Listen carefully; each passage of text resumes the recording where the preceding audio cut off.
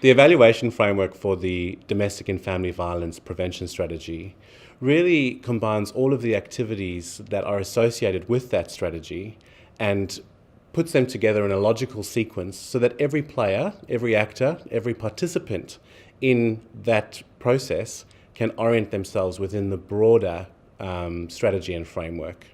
It's really important if you think of how the framework is structured. It's really structured from at the activity level down the bottom all the way up to the top, which is the overall objectives of the strategy.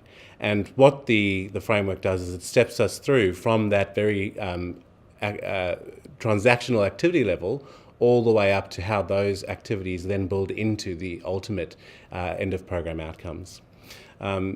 What that means for each participant within the system is that very quickly when you look at the framework, you can see where a person is located. That's whether you're a service provider or whether you're a victim or whether you're a perpetrator even. And that's because of the language that's used there. So it's an organising principle that also summarises a very complex system quite visually and quite succinctly. Of information. The Domestic and Family Violence Reform Strategy has a framework that has been created to scaffold the evaluation of this massive piece of work. Because of the different facets of change that are being addressed by the overall reform program and the number of agencies and actors who are involved in affecting this change, it's important to have a coordinated approach to the evaluation so that we can demonstrate how change that is wrought through one individual program and all of its partner programs work together to create overall change for Queenslanders. Using the evaluation framework, we can compare different initiatives to see which of them are working best, which of them are cost effective, which of them can be translated into other areas so that we can pilot in one region and then try it in another region, and we can use it to allow us to decide where we can best channel our investments as we move forward. Any jargon.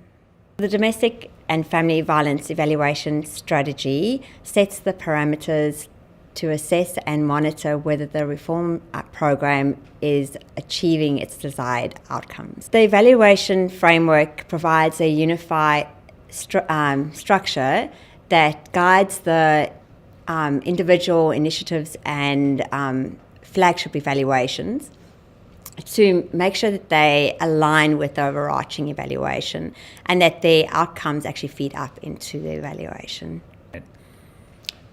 The framework, the evaluation framework for the reform program is important because what it does is provide a guidebook or a roadmap for how we can monitor and assess the strategy as it is being implemented, and we want to monitor and assess it to make sure that it's on track.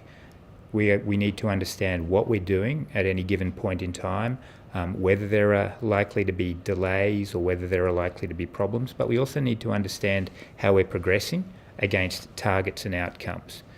There's also an evaluation component built into it, and the evaluation is around some of the specific flagship projects that are part of the reform strategy, but there are also evaluations of the action plans as they unfold and are undertaken. And those evaluations are reviews of the action plans which are intended to inform what should happen in future action plans. So this is the sense in which the evaluation has a future orientation to help us understand what to do going forward.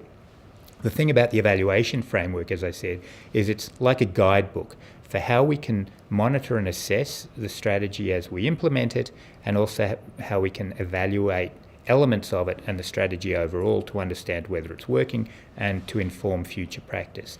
The thing about the framework is that it provides a way for all of the stakeholders to see their contributions to the strategy and to understand how their contributions relate to the contributions of the other stakeholders and whether or not they're making a difference. So in that sense, the evaluation framework is a way to ensure that we stay on track, that we achieve the objectives that we're looking to achieve, and that we can see that from the perspective of all the participants, all of the stakeholders who are involved in the delivery of the strategy, and importantly the stakeholders who are also seen to be the participants and the recipients of it, which is ultimately Queenslanders and Queensland organisations and Queensland communities.